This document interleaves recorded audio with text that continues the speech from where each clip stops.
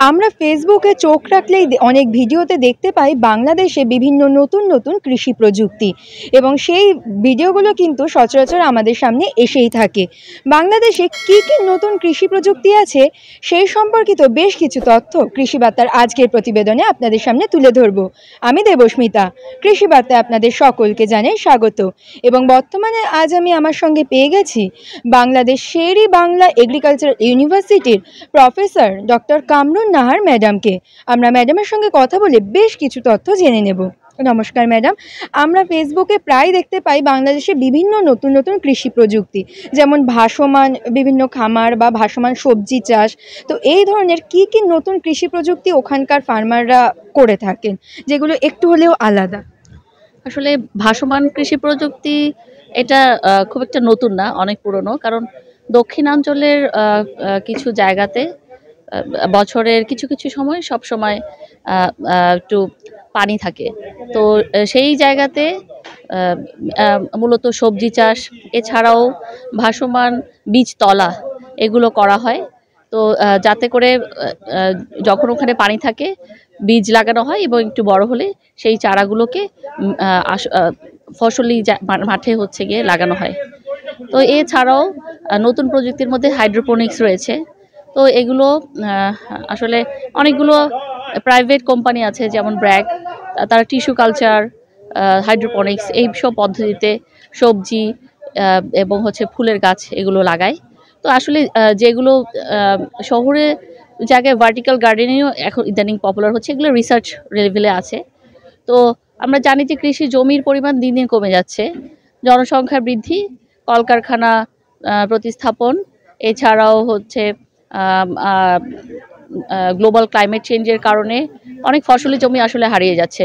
তাহলে এটা একটা চ্যালেঞ্জ যে আমাদের নতুন কি পদ্ধতিতে আমরা এই গাছ লাগাতে পারি এবং কৃষিটাকে আমরা কন্টিনিউ করতে পারি। কারণ কৃষি ছাড়া কিন্তু আমাদের চলবে না, আমাদের খেতেই হবে বেঁচে থাকতে হলে। তো এগুলো রিসার্চ পর্যায়ে রয়েছে। তো এছাড়াও আমাদের কৃষির তো বিভিন্ন সেক্টর আছে, একটা তো ফসল, এছাড়া মৎস্য পশুপালন, এবং আরেকটা আছে হচ্ছে গিয়ে অ্যাগ্রো ফরেস্ট্রি, কৃষি বনায়ন যেটা। তো ফসল তো বললাম, এছাড়াও আমাদের শেরেবাংলা এগ্রিকালচার ইউনিভার্সিটিতে গবেষণা চলছে। ইতিমধ্যে কিছু কৃষক পর্যায়েও এগুলো নিয়ে যাওয়া হয়েছে। সেটা হচ্ছে যে বায়োফ্লক পদ্ধতিতে মাছ চাষ। এটিতে গতানুগতিক যে আমরা পুকুর দেখতে পাই সেরকম কিছু না, চাইলে বাড়ির ছাদে অথবা ছোট জায়গায় কোনো প্লাস্টিক হাউস অথবা অনেক ডিউরেবল কোনো পলিথিন এটা দিয়ে একটা হাউস তৈরি করা হয় এবং সেখানে বিভিন্ন ধরনের কার্প জাতীয় মাছ চাষ করা হয়। এগুলো আসলে এখনও গবেষণা পর্যায়ে রয়েছে এবং এটাকে কত দূর পর্যন্ত কৃষকের মাঠে নিয়ে যাওয়া যায় সেটি বিষয়ে আরও কাজ করা দরকার। এই হচ্ছে মোটামুটি।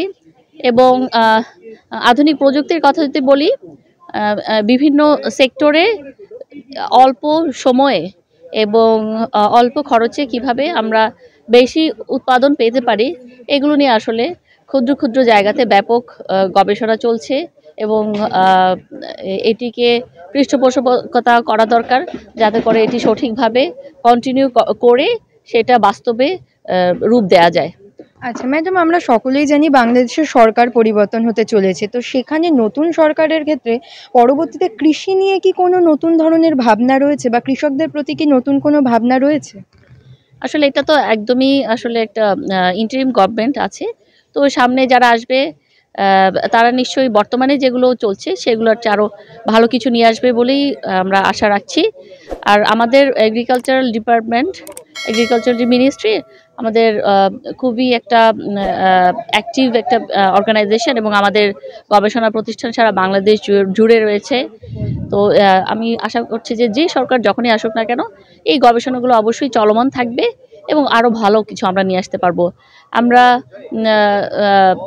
জনসংখ্যায় অনেক বেড়েছি, স্বাধীনতার চেয়ে 1971-এর স্বাধীনতার চেয়ে আমরা 3 গুণ জনসংখ্যায়, কিন্তু আমাদের খাদ্যের কোনো ঘাটতি কিন্তু হয়নি, বরং আমরা আরও কিছু খাদ্য রপ্তানি করছি। সুতরাং আমি আশা করছি এটারই হচ্ছে কন্টিনিউশন হবে এবং কৃষির উন্নয়নে কোনো বাধাপ্রাপ্ত হবে না। আচ্ছা ম্যাডাম, বাংলাদেশে ছাত্রছাত্রীদের কৃষির প্রতি আগ্রহ কতটা দেখতে পান? যদি চিন্তা করে যে আসলে এসএসসি এবং এইচএসসির পর আমাদের ভর্তি পরীক্ষা মাধ্যমে এটা হয়, তো আমি তো বলবো যে কম্পিটিশন ভালোই হয় এগ্রিকালচার বিশ্ববিদ্যালয়গুলোতে, এবং medical, engineering, agriculture, this three are top এবং ডিফারেন্ট সাবজেক্টস। কারণ এগ্রিকালচার শুধু কিন্তু যে জমিতে কিছু চাষ করছি, নট দ্যাট। এগ্রিকালচার গবেষণা প্রতিষ্ঠান এবং সেখানে উদ্ভিদ প্রজনন থেকে শুরু করে ফিল্ড লেভেলে কৃষি তত্ত্ব, বায়োকেমিস্ট্রি এবং বিভিন্ন আসলে দিকে যাওয়ার সুযোগ আছে।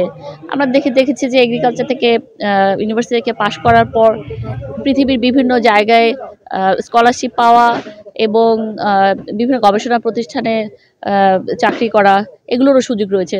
সারা পৃথিবীতে আমরা কিন্তু এগ্রিকালচারে ভালো সুযোগ দেখতে পাই। সুতরাং আমি বলবো যে ছাত্ররাও টপ কয়েকটা চয়েসের মধ্যে এগ্রিকালচারকে রাখে। কৃষকরা বিভিন্ন নতুন ধরনের ফল চাষ করছেন, এর কারণটা কি? বাজারের জন্য, বা তাদের কি মনোভাব এটা নিয়ে? আসলে এখনকার ইন্টারনেট কিন্তু সবার হাতে, সুতরাং বিশ্ব শুধু আমাদের হাতেই না, গ্রামগঞ্জের কৃষক বলেন বা অন্য যে কোনো পেশা, সবার হাতে কিন্তু বিশ্ব।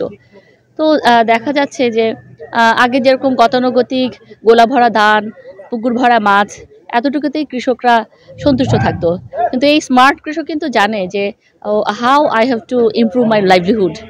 তাহলে সে কি করছে, ভ্যালু এডেড যে ক্রপ, সেই ভ্যালু এডেড ক্রপগুলা যেমন চাষ করে, তার মধ্যে অন্যতম হচ্ছে গিয়ে বিদেশি ফল।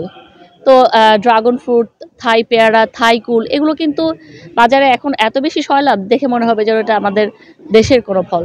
তো আমি মনে করি যে বেশি লাভ পাওয়ার জন্য ভ্যালু এডেড ক্রপগুলোকে তারা বেশি চুজ করছে।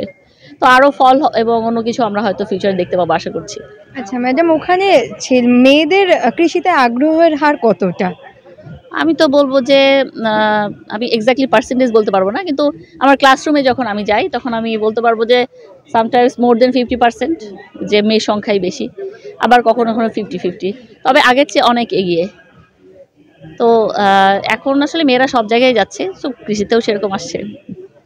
আমরা শুনে নিলাম বাংলাদেশে কিন্তু বিভিন্ন নতুন প্রযুক্তির পাশাপাশি কৃষকরা ধান পাটের পাশাপাশি ফল চাষও কিন্তু বেছে নিচ্ছেন, এবং এই সমস্ত নতুন প্রযুক্তি অবশ্যই তারা সঠিক পরামর্শ এবং পদ্ধতি মেনে চাষ করছেন।